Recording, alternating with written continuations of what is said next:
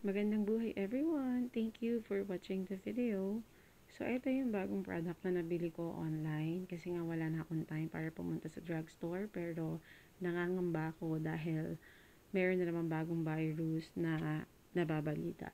So, ito yung isang vitamins na magpapalakas sa ating immune system. So, this is Zinc Protect from VLC. Meron siyang ascorbic acid plus zinc.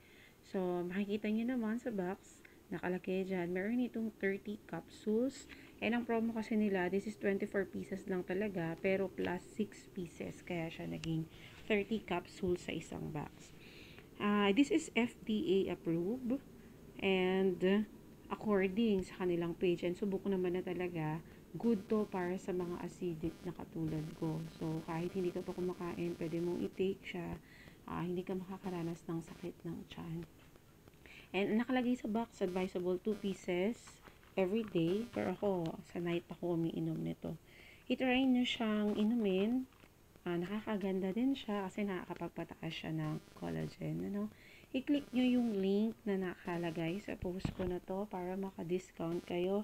Sa page kasi nila, per capsule papatak na $7.50. Dito, mas mura lang. Thank you!